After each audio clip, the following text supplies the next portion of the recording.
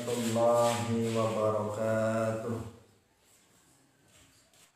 Qala al-mu'allifu rahimahullahu ta'ala wal qismu tsalitsu al-aqwalu wa hiya katsiratun jiddan la tanhasiru minha. Untuk yang memegang kitab ini pada halaman 58. Wal qismu lan utawi bagian asalisu kang kaping 3 iku al aqwalu rida ucapan. Wa hiya lan utawi al aqwal iku katsiratun akeh. Jiddan kelawan akeh temenanan banget akeh. La tanhasiru kang ora kaitung apa katsirah minha iku setengah sangking katsirah ayyakula utawi yen to ngucap sapa wong li muslimin maring wong Islam ya kafiru he wong kafir ya yahudiyu he wong Yahudi ya nasraniyu utawa he wong Nasrani ya adi madin utawa he wong kang ora duweni agama muridan halih ngarepaken sapa wong bidzalika kelawan mangkono ucapan annalladzi ing sak temene wong alaihi kang iku ing atase alladzi al-mukhatabu utawi mukhatab minad-dini saking agama kufrun iku kufur yahudiyatun utawa yahudi nasraniyatun utawa nasrani laisa bidinin utawa ora duweni agama laisa utawa ora ana sapa muslim iku bidinin wong kang duweni agama wa kasukhriyati lan kaya mina bismin kelawan asma suci min asma'ihi saking pira-pira asmane Allah Ta'ala kalih maha luhur sapa Allah wa'dihi utawa janjine Allah wa'idihi utawa ancamane Allah mimman nyatane saking wong la yakhfa kang ora samar alaihi ing atase man apa nisbatu zalika nisbate mangkono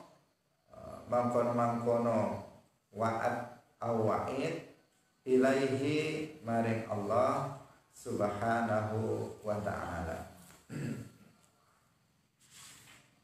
wa ka'ayyakula lan kaya yen to ngucap sapa wong lau amaroni lamun perintah ing ingsun sapa Allah Gusti Allah bikadza kelawan mengkene lam af'alhu mongko orang nglakoni sapa ingsun ing kadza aw syarat utawa lamun dadi apa al-qiblatu qiblat iku fi jihati kadza ing dalem arah mengkene ma shallaitu mongko ora salat sapa ingsun ilaiha maring qiblat aw law a'tani utawa lamun paring ing ingsun sapa Allah Gusti Allah al jannata ing swarga ma dakhaltuha ora manjing sapa ingsun ing al jannah mustakhifan halih wong kang ngentengaken utawa ngremehaken mudhiran utawa mertelakaken sapa wong lil inadi maring keingkaran fil kulli ing dalam sekabehane. Kaum muslimin pemirsa yang dirahmati oleh Allah Subhanahu wa ta'ala. Riddah bagian yang ketiga adalah riddah perkataan. Riddah perkataan jumlahnya sangat banyak sekali. Katsiratun jiddan. La tanhasiru, tidak terbatas. Jadi riddah yang paling banyak terjadi adalah riddah perkataan. Dibandingkan dengan riddah yang lain, riddah perkataan ini riddah yang paling banyak terjadi pada seseorang. Karena riddah ini bersumber dari lisan. Sementara di dalam hadis Rasulullah Shallallahu Alaihi Wasallam pernah bersabda, "Aktsaru khotoya bani Adam min lisanihi." Kebanyakan kesalahan anak Adam itu berasal dari lisannya. Jadi yang paling banyak melakukan kesalahan itu adalah lisan, yaitu perkataan, ucapan. Sehingga riddah yang paling banyak menimpa seseorang itu diakibatkan oleh lisannya juga. Karena kesalahan yang terjadi, yang dilakukan oleh lisan itu ada kalanya berupa dosa. Ada kalanya berupa dosa kecil, ada kalanya berupa dosa besar, dan ada kalanya berupa kekufuran atau riddah. Karena itu lisan ini harus diwaspadai. Seseorang harus berhati-hati dengan lisannya. Sehingga disebutkan di dalam hadis yang lain, "Man kana yu'minu billahi wal yawmil akhir falyaqul khairan aw liyasmut." Barang siapa yang beriman kepada Allah dan hari akhir, maka hendaknya dia berkata yang baik atau diam. Jadi pilihan kita itu hanya dua, berkata yang baik. Jika kita bisa bicara yang baik, maka berkatalah yang baik. Tetapi jika tidak bisa berkata yang baik, maka diamlah. Itu kaidahnya yang harus kita ikuti. Kenapa? Karena lidah ini meskipun bentuknya kecil, tetapi sangat membahayakan. Sangat membahayakan apabila lidah ini tidak dimanfaatkan untuk dengan sebaik-baiknya, dengan mengucapkan ucapan-ucapan yang baik saja. Al-lisanu hajmuhu saghir wa jurmuhu kabir. Hajmuhu saghir, lisan ini hajmuhu, bentuknya itu kecil, ukurannya kecil. Tetapi jurmuhu kabir, akibat yang ditimbulkan oleh lisan itu sangat besar. Bisa akibat baik atau akibat buruk.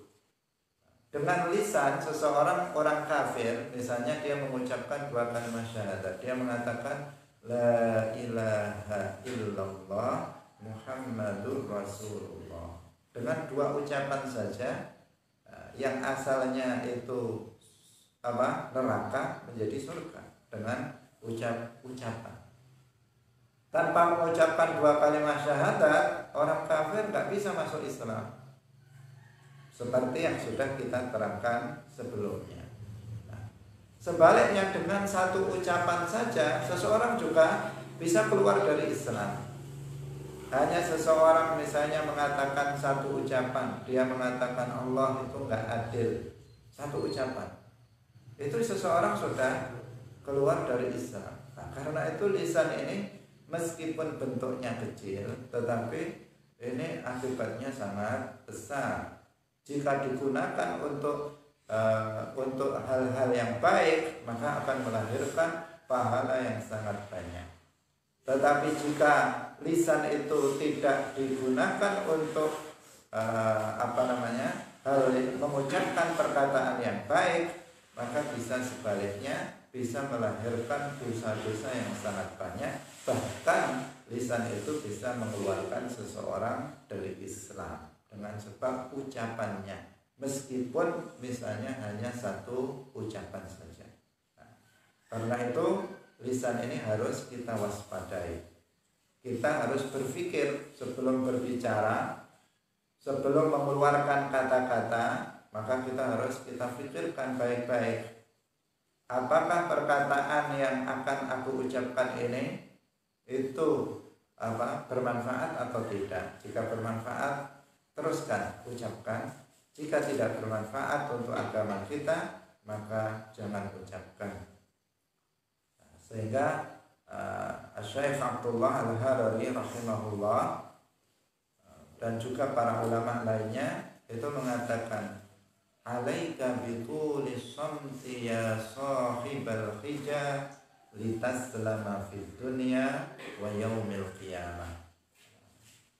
Alaika bitulis samti ya sahibal hija, wahai orang yang berakal, sahibal hija, wahai orang yang berakal, hendaknya kamu memperlama diam, hendaknya kamu memperbanyak diam, lintas selama agar kamu selamat di dunia dan juga di akhirat nanti pada hari kiamat. Nah, ini berarti apa? Salah satu kunci keselamatan itu adalah menjaga lisan, memperbanyak diam. Semakin banyak seseorang itu diam, maka semakin sedikit kesalahan yang dia lakukan. Semakin banyak seseorang itu berbicara, maka semakin banyak kesalahan yang dia lakukan. Jadi menjaga lisan ini menjadi salah satu kunci keselamatan bagi seseorang, baik di dunia maupun di akhirat. Banyak orang itu celaka, misalnya dicelakai oleh orang, dicaci maki oleh orang, dibunuh oleh orang, disantet oleh orang, itu gara-gara pertama-tamanya adalah lisan. Karena dia tidak bisa mengontrol lisannya, akhirnya menyakiti orang lain, dan orang lain yang tersakiti maka dia akan membalasnya. Banyak orang yang mati akibat lisannya sendiri. Bahkan banyak orang tua dengan anak tidak bertegur sapa karena lisannya, gara-gara salah ucap. Banyak antar saudara kakak beradik tidak akur gara-gara apa? Salah ucap lisannya, tidak difikirkan ketika dia berkata. Banyak orang antar tetangga tidak rukun, tidak bertegur sapa gara-gara lisannya. Bahkan antar kampung, antar negara bisa berperang itu akibat apa? Akibat lisannya, dari pemimpinnya yang tidak bisa dijaga. Karena itu lisan ini sangat membahayakan keselamatan seseorang apabila seseorang tidak bisa untuk mengontrol lidahnya. Demikian juga untuk keselamatannya nanti di akhirat, salah satunya sangat ditentukan oleh bagaimana dia menggunakan lisannya.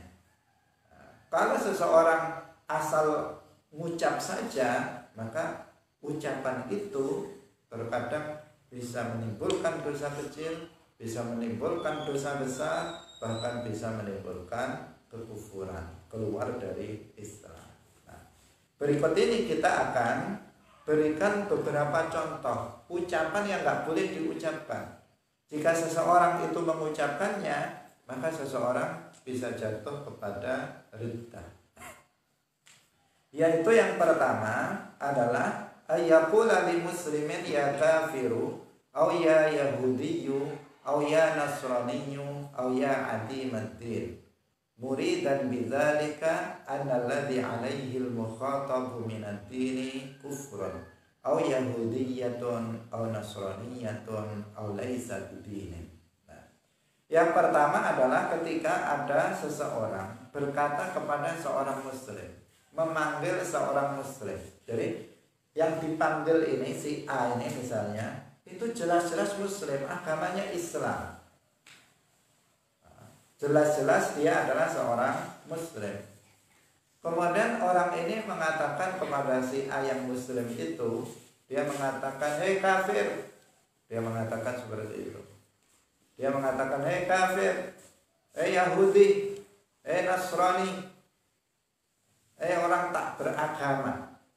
Dia memanggilnya seperti itu. Padahal yang dipanggil itu jelas muslim, orang Islam, tetapi dia memanggilnya dengan hei kafir, hei Yahudi, hei Nasrani, hei orang yang tak beragama, dengan salah satu dari panggilan ini. Maka orang yang memanggil itu jatuh kepada riddah. Kenapa? Karena dia menamakan orang Islam dengan orang kafir. Dan orang yang menamakan orang Islam dengan orang kafir itu hukumnya kafir. Hanya orang kafir. Orang-orang non-Muslim kalau memanggil kita orang Islam itu dengan panggilan kita orang kafir. Nah, kalau ada orang memanggil orang Islam dengan panggilan kafir, berarti sama dengan mereka. Nah, hukumnya kembali kepada orang yang memanggilnya. Nah, ini apabila dia mengucapkan itu tujuannya memang benar-benar yang dipanggilnya itu benar-benar kafir, benar-benar Yahudi, benar-benar Nasrani, benar-benar apa? Benar-benar tidak beragama. Itu jika tujuannya seperti itu, maka orang yang memanggil menjadi kafir, atau murtad. Tetapi apabila tujuannya itu bukan itu, tetapi untuk tasbih, tujuannya itu adalah bukan betul-betul dia orang kafir atau Yahudi atau Nasrani atau tidak beragama, tetapi tujuan dia adalah bahwa dia seperti mirip, serupa dengan orang kafir, serupa dengan orang Yahudi, serupa dengan orang yang tidak beragama, maka yang memanggil tidak jatuh pada ridha, tetapi dia tetap berdosa karena memanggil seperti itu tidak diperbolehkan meskipun tujuannya untuk menyerupakannya. Misalnya ada orang Islam, tetapi perbuatannya seperti orang kafir. Nah, dia suka menyakiti orang Islam. Nah, orang Islam itu kan mestinya apa? Bersaudara. Innamal mu'minuna ikhwah, al-muslimu akhul muslim. Seorang muslim itu saudara muslim yang lain. Tapi kita lihat misalnya tetangga kita itu dia orang Islam, tapi kalau sama orang kafir rukun sekali. Tapi kalau sama orang Islam suka menyakiti. Nah ini kan perbuatannya kayak orang kafir. Kemudian dia memanggilnya hei kafir, hei Yahudi, hei Nasrani. Di sini bagaimana orang yang memanggilnya tidak jatuh pada ridha, tidak jatuh kepada kekufuran, karena tujuan dia adalah hei orang yang perbuatannya serupa dengan orang kafir. Orang yang perbuatannya seperti orang Nasrani. Maksud dia seperti itu. Tetapi meskipun begitu, panggilan seperti itu tetap tidak diperbolehkan. Meskipun yang mengucapkannya tidak jatuh kepada ridha, tidak jatuh kepada kufur, maka tetap dia jatuh kepada dosa. Karena bagaimanapun seorang muslim tidak boleh untuk dikafirkan. Jadi seorang muslim tidak boleh mengkafirkan orang Islam lainnya tanpa ada alasan yang dibenarkan. Nahnu la nukaffiru ahlal qiblati bidzanbin ma lam yastakhil lahu. Nah, kita ini tidak boleh mengkafirkan orang Islam. Nah, bahkan meskipun dia berdosa pun, melakukan dosa, kita tidak boleh mengkafirkannya dengan sebab dosa yang dia lakukan. Malam yastakhillahu, selama dia tidak menghalalkan dosa yang dilakukannya. Jadi meskipun ada orang yang kita kenal misalnya, perbuatannya sehari-hari melakukan dosa saja, sholat enggak, puasa enggak, yang haram dilakukan. Meskipun begitu, dia tetap muslim, enggak boleh kita mengkafirkannya. Enggak boleh kita mengkafirkannya dengan memanggilnya dengan sebutan ya kafir, enggak boleh. Orang Islam itu tidak menjadi kafir dengan sebab dosa yang dilakukannya.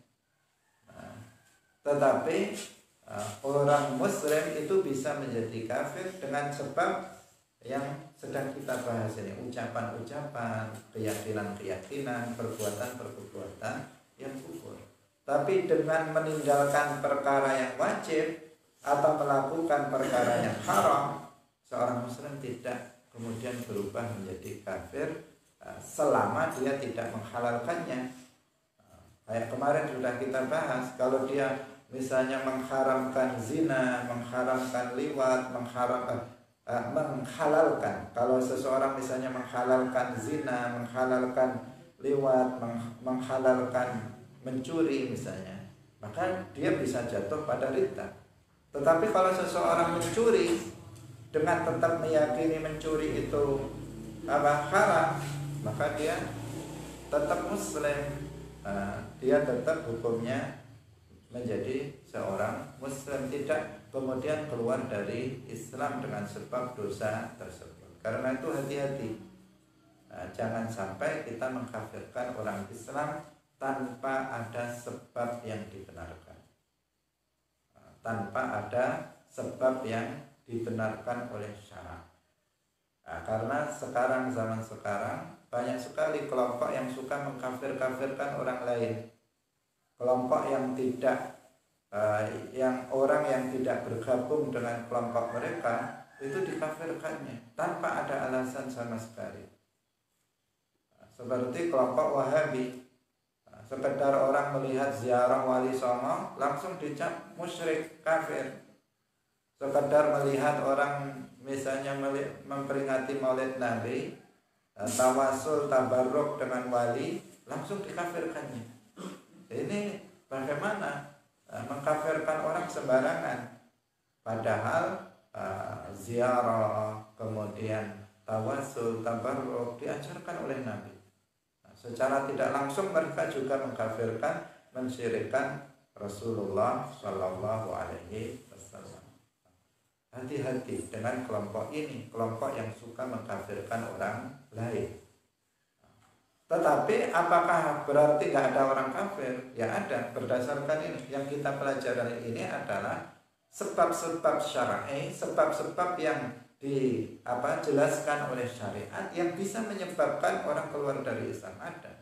Tetapi jika seseorang tidak melakukan hal-hal yang kita jelaskan contoh-contohnya dengan kaidah tidak meyakini, tidak mengucapkan, tidak melakukan perbuatan yang menunjukkan penghinaan terhadap Allah, terhadap Rasulnya, terhadap malaikatnya dan seterusnya, kaidahnya yang kemarin kita sebutkan, maka selama dia tidak melakukan itu, maka seseorang tidak menjadi murtad, tidak.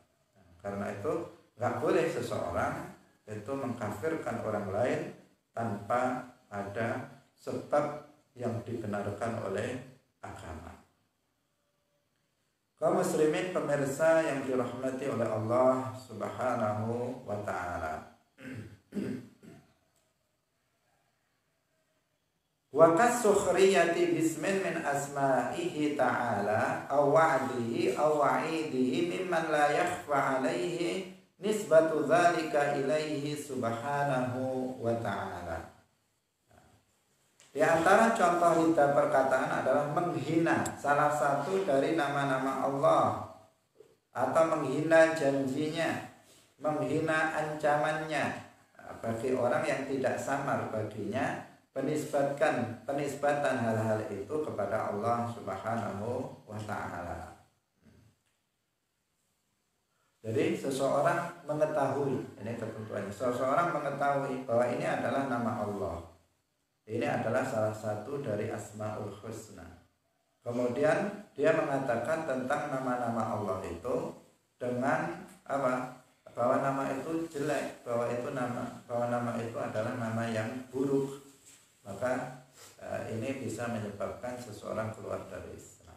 Misalnya di antara nama Allah adalah Al-Mutakabbir, misalnya Ar-Rahman, Ar-Rahim, Al-Khaliq dan seterusnya, Al-Quddus. Kemudian dia mengatakan ini nama jelek. Dia mengatakan nama kok jelek sekali. Misalnya padahal dia tahu bahwa itu nama Allah. Dan nama Allah semuanya husna, semuanya menunjukkan kesempurnaan bagi Allah. Tetapi seseorang menghinanya, maka orang ini menjadi jatuh kepada ridha, keluar dari Islam. Yang selanjutnya awadihi, menghina janji Allah. Janji Allah yang dimaksud di sini adalah surga. Kalau ancaman Allah yang dimaksud di sini adalah neraka. Seseorang yang menghina surga, menghina itu maksudnya yang dimaksud di sini meremehkan apa? Surga, meremehkan neraka. Dalam Al-Quran Surga itu sudah disifati oleh Allah dengan sifat-sifat yang luar biasa, yang sangat agung, yang sangat besar nikmatnya, sungguh luar biasa. Dalam hadis-hadis Nabi juga disebutkan seperti itu. Kemudian dia meremehkannya dengan mengatakan misalnya, surga itu apa? Dia mengatakan seperti itu. Surga itu mainan anak-anak. Saya nggak mau surga. Dia mengatakan seperti itu. Karena ada sebagian orang yang begitu. Dia sok sok sufi, tetapi sebenarnya dia bukan sufi. Hanya ngaku-ngaku saja sebagai seorang sufi, hanya sok-sokan saja. Yang dia pelajari yang hanya sedikit itu, kemudian dia asal pemahaman yang keliru, kemudian dia ucapkan, dijadikan sebagai alat kesombongan kepada orang lain. Dia mengatakan, ada sering di masyarakat itu terjadi, ada orang mengatakan seperti itu ketika dijelaskan bahwa kita kalau beribadah itu harus ikhlas karena Allah, mencari ridho Allah, hanya mencari ridho Allah. Setelah itu dia nggak paham. Setelah itu mencaci maki kawannya. Kamu sholat cari surga, ngapain sholat cari surga? Sholat itu ya cari ridho Allah, kata dia. Itu masih anak-anak tingkatan kamu, itu masih TK. Kalau sholat itu mencari surga. Ini seperti meremehkan surga. Surga sudah disebutkan dalam Al-Quran. Beberapa surat ayat Al-Quran menjelaskan betapa agungnya surga itu, betapa nikmat yang di dalamnya diceritakan. Dia meremehkannya. Untuk apa Allah menceritakan surga di dalam Al-Quran? Untuk apa Rasulullah menceritakan surga di dalam hadis-hadisnya? Agar manusia itu bersemangat di dalam beribadah kepada Allah. Ini kan keliru dia memahaminya. Orang yang beribadah untuk mencari surga itu ikhlas. Karena ikhlas itu beramal karena Allah. Beramal karena Allah itu beramal karena mencari ridho Allah, beramal karena mencari pahala Allah, karena mencari surga Allah. Pokoknya yang dituju adalah Allah, itu ikhlas. Kalau riya itu kebalikannya, mencari pujian manusia, mencari balasan dari manusia, mencari kenikmatan dari manusia, itu namanya riya. Surga itu adalah wujud dari ridho Allah.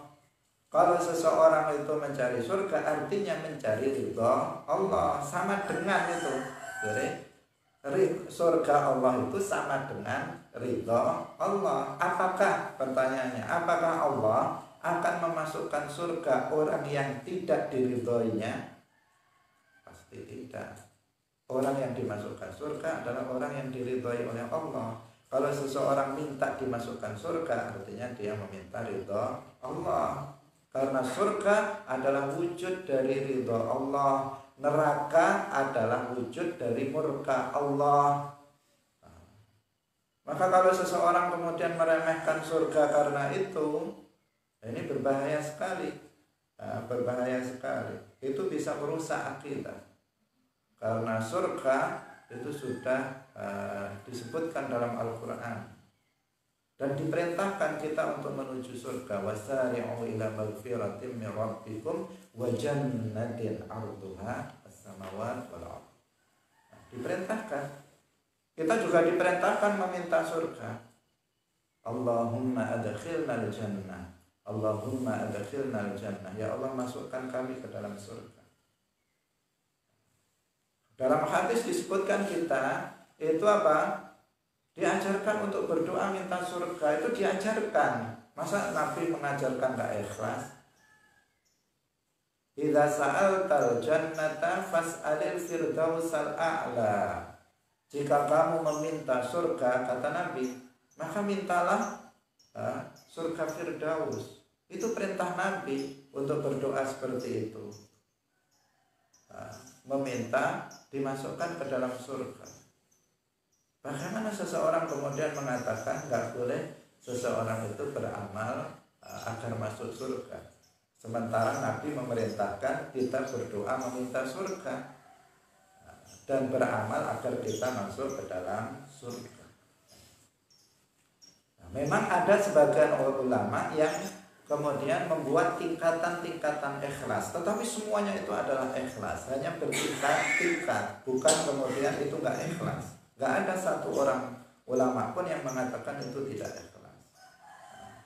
Yang repot adalah orang ini yang setengah-setengah paham ini. Dia sendiri belum tentu bisa ikhlas untuk mencari ridha Allah, tetapi kemudian mencela orang lain, menghina, meremehkan, meremehkan itu dengan mengatakan seperti itu. Yang sering muncul, surga itu mainan anak-anak, surga itu anak TK yang beramal karena surga. Ini sesuatu yang membahayakan. Sesuatu yang membahayakan. Nabi memerintahkan kita untuk berdoa meminta surga, dimasukkan ke surga. Dia mengatakan tidak perlu. Kita harus berhati-hati. Pemahaman kita terhadap agama ini harus komprehensif, harus lengkap. Jangan sepotong-potong, hanya dengar sedikit kemudian mencaci maki orang lain tanpa dia mengetahui dari permasalahan yang sebenarnya secara lengkap. Kaum muslimin pemirsa Nadu TV yang dirahmati oleh Allah, di antara ridha juga adalah menghina ancaman Allah yang berupa neraka dan azab neraka. Dengan ketentuan dia mengetahui tentang azab tersebut, bahwa itu betul-betul ada nanti di akhirat. Ini juga ada orang yang menghina neraka. Menghina di sini maksudnya apa? Meremehkan azab neraka. Azab neraka itu dianggap ringan, padahal dalam Al-Quran sudah disebutkan azabun syadid, azabun alim.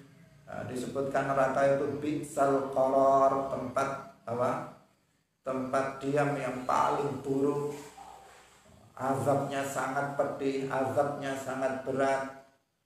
Dia meremehkannya. Kamu nanti masuk neraka, dikatakan begitu. Santai aja masuk neraka. Nanti di sana kan kita bisa main api unggun, di sana banyak api, kita bisa main api unggun di sana.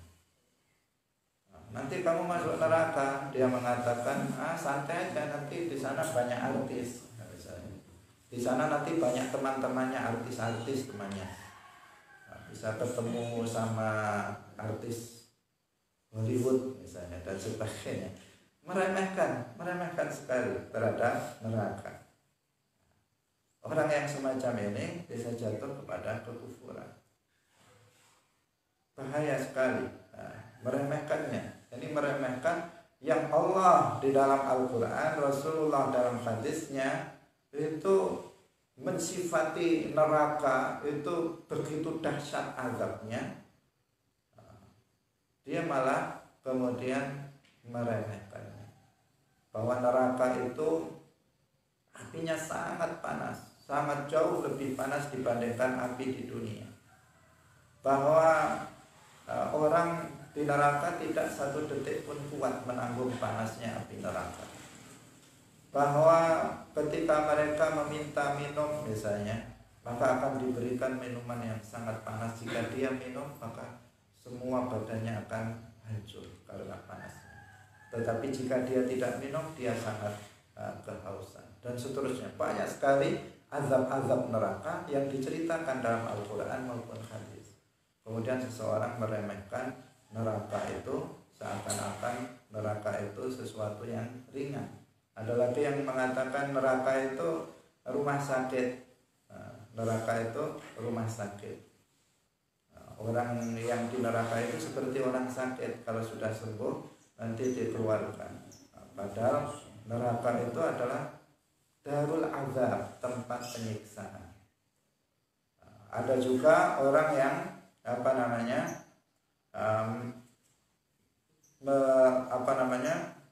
tidak mengatakan tidak boleh takut kepada neraka. Ini tadi yang salah paham juga.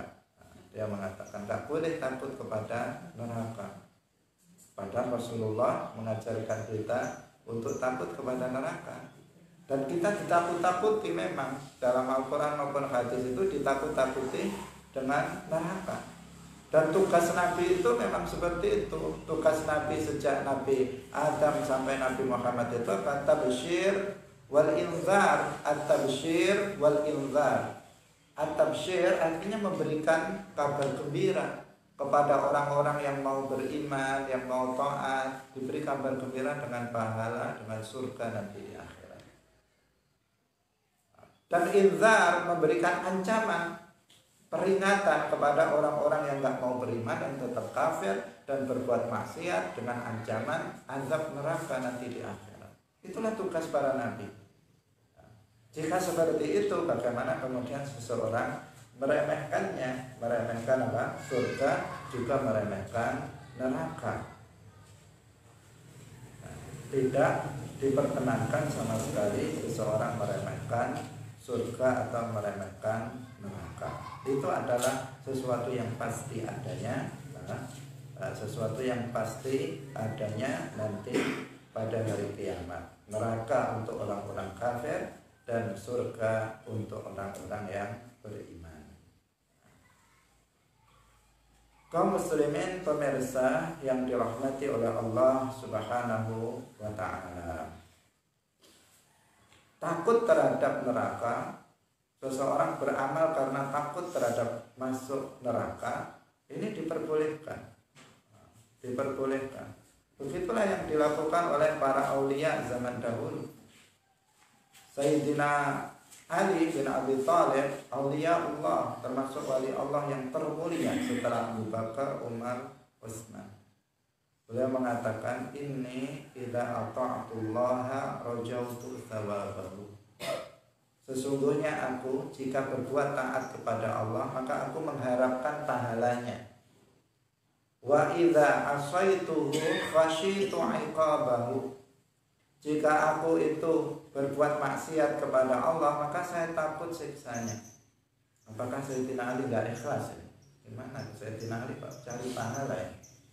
Berbuat taat untuk mencari pahala, berbuat taat takut bermaksiat karena takut siksa. Ya, jelas enggak, Sayyidina Ali kok enggak ikhlas. Sayyidina Ali itu seorang wali termulia setelah Abu Bakar, Umar, dan Utsman. Sayyiduna As-Sajjad Zainal Abidin Ali bin Husain bin Ali bin Abi Thalib radhiyallahu anhu, seorang waliullah, cucu Rasulullah yang terkenal, disebut As-Sajjad karena beliau dalam sehari semalam itu sholat nggak kurang dari 1000 rakaat, sehingga disebut As-Sajjad, orang yang banyak sujudnya. Zainal Abidin. Beliau suatu ketika dia sedang sholat. Rumahnya terbakar. Tetapi dia tetap sholat saja. Sampai dipanggil-panggil oleh tetangganya, dia nggak bergeming dari sholatnya. Sampai rumahnya rata dengan tanah. Nah, karena beliau tetap sholat saja. Nah, setelah habis apinya, dia salam, rumahnya sudah nggak ada.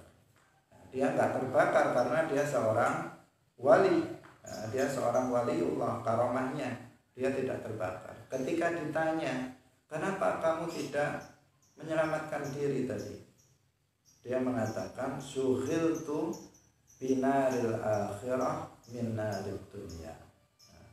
Saya disibukkan takut memikirkan, takut dengan api yang di akhirat, neraka maksudnya, dan saya lupa dengan api yang di dunia.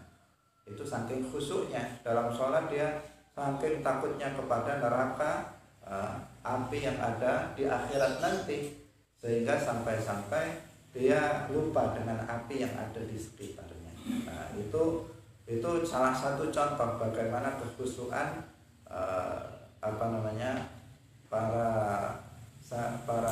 para ulama as-shalihun pada masa yang lalu. Kaum muslimin pemirsa yang dirahmati oleh Allah Subhanahu wa taala, ini hanya sedikit gambaran dari bahwa seseorang itu beramal karena menginginkan masuk ke dalam surga atau menginginkan terhindar dari neraka, itu sesuatu yang diperbolehkan, dan itu adalah keikhlasan. Karena ikhlas artinya beramal karena Allah Subhanahu wa ta'ala. Yang nggak boleh itu beramal karena takut manusia, ini yang namanya nggak ikhlas. Tapi kalau beramal karena takut azab Allah, ini namanya ikhlas. Yang nggak boleh itu seseorang mengharapkan beramal, mengharapkan pujian manusia. Tapi kalau yang dia inginkan pujian Allah, maka ini ikhlas. Yang nggak ikhlas itu seseorang beramal karena menginginkan balasan atau dari manusia. Kalau dia menginginkan balasan dari Allah, maka itu ikhlas namanya. Jadi ini yang mesti dipahami dengan benar. Karena itu tadi banyak orang-orang yang setengah-setengah paham, kemudian berkuar-kuar. Dia sendiri belum tentu melakukannya, tetapi dia sedikit ilmu yang dia punya, kemudian dia berkuar-kuar kepada orang lain. Kita lanjutkan kembali. Kemudian wa ka'ayyaqula law amarani Allahu bikadza lam af'alhu aw law saratil qiblatu fi jihati kadza ma shallaitu ilaiha. Seperti orang yang berkata, apabila Allah memerintahkanku melakukan ini, maka aku tidak melakukannya. Dia mengatakan begitu. Apabila Allah memerintahkanku melakukan ini, maka aku tidak melakukannya. Dengan tujuan apa? Meremehkan, melecehkan perintah Allah. Misalnya ada seseorang didatangi oleh orang lain, orang lain itu mengatakan, lakukanlah ini. Kemudian dia mengatakan, aku tidak melakukannya, saya nggak mau melakukannya. Meskipun Allah memerintahkanku, dengan tujuan melecehkan perintah Allah, maka ini yang hukum. Tapi kalau tujuannya bukan meremehkan perintah Allah, tetapi karena ucapan orang itu, sebagian orang kan kalau diperintah malah nggak mau. Kalau diaru-arui oleh orang, misalnya, kamu lakukanlah ini diperintahkan oleh Allah, kamu sholatlah. Enggak, meskipun Allah merintah saya enggak mau. Tujuannya menghina terhadap perintah Allah itu, maka ini kufur. Tapi kalau tujuannya enggak menghina, saya enggak mau.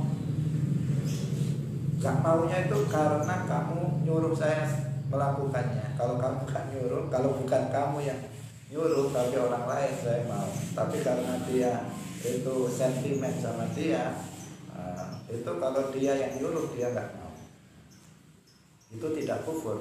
Tapi kalau tujuannya menghina perintah Allah, itu yang kufur.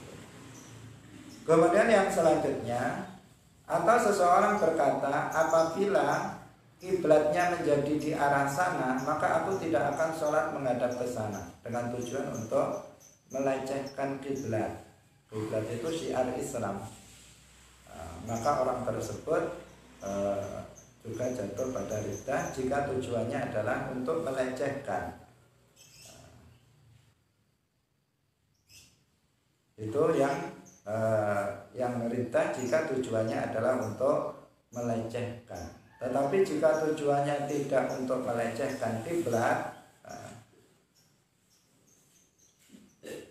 karena dia malas untuk mengerjakannya, misalnya malas saja untuk menghadap ke arah sana. Misalnya ada seseorang mau sholat, kemudian ditunjukkan, kiblatnya ke sana loh, bukan ke sana, agak ke utara sedikit misalnya. Kemudian dia nggak mau, dia mengatakan meskipun ke sana saya tutup ke sana. Karena apa?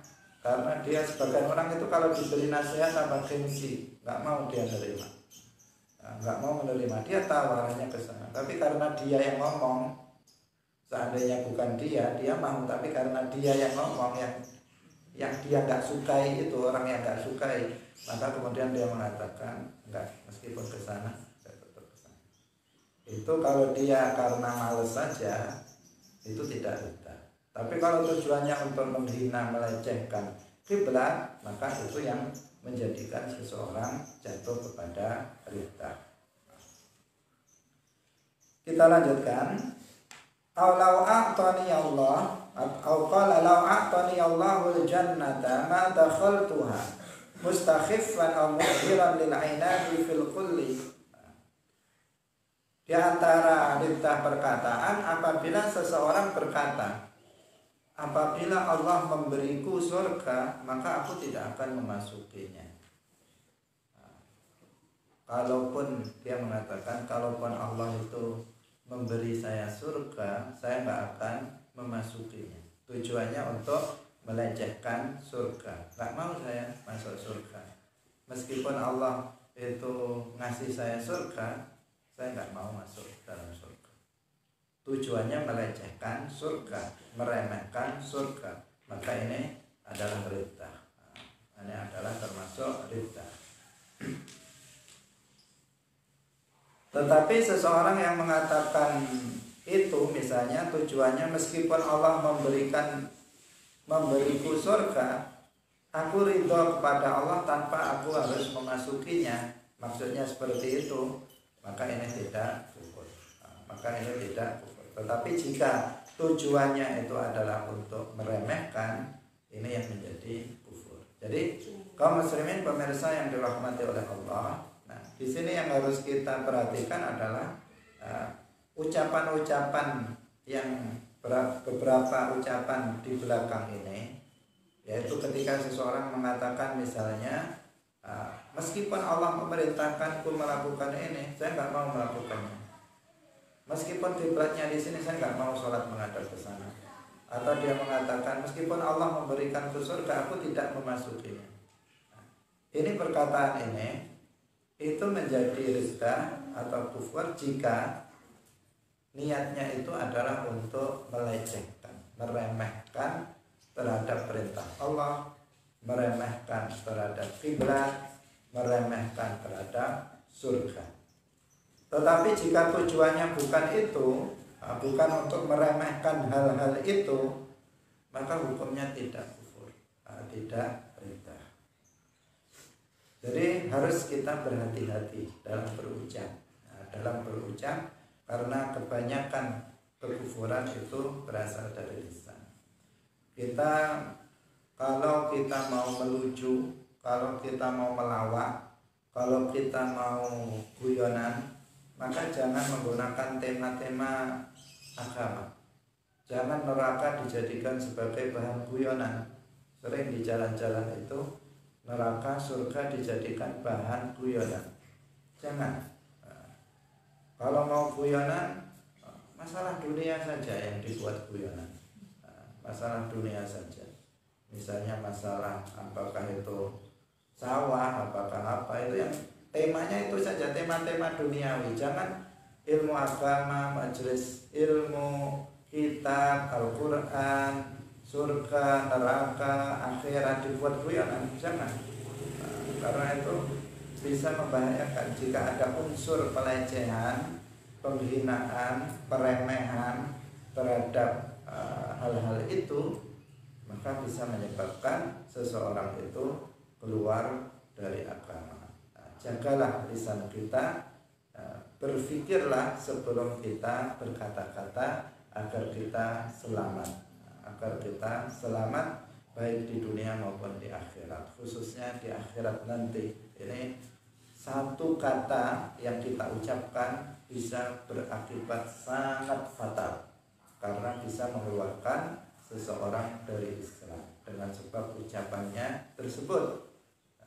Lebih baik kita banyak diam. Laukana al-kalam min dhahab min fiddah fasukutu min dzahab. Jika diandaikan misalnya berbicara itu terbuat dari perak, maka diam itu terbuat dari emas. Artinya lebih mahal mana diam dengan berkata? Diam lebih mahal, lebih berharga daripada berkata-kata. Tetapi jika kita mampu untuk berkata yang baik, maka ucapkan. Bukan berarti diam saja, melihat perkara yang mungkar diam saja, melihat orang tidak memahami agama, dia tidak mau mengajarkannya. Kalau kita bisa berbicara yang banyak dan baik, misalnya memberikan pelajaran, memberikan nasihat, membaca Al-Quran misalnya, itu baik, maka perbanyak. Karena setiap lafaz yang kita ucapkan dengan yang baik itu akan berbuah pahala indallah. Semuanya akan dicatat oleh malaikat. Karena itu kalau kita mampu berkata-kata yang baik, ucapkan sebanyak-banyaknya. Tetapi kalau nggak bisa, perbanyak diam. Berkata yang baik atau diam, itulah pilihannya. Kaum muslimin, muslimat hadirin rahimakumullah, demikian pengajian kita pada pagi hari ini. Semoga kita bisa lebih berhati-hati dalam berbicara, tidak semaunya. Masih banyak lagi contoh-contoh ridha perkataan yang lainnya. Insya Allah kita akan lanjutkan besok. Barakallahu fikum, wallahu muwaffiq ila aqwamit thariq. Wassalamualaikum warahmatullahi wabarakatuh.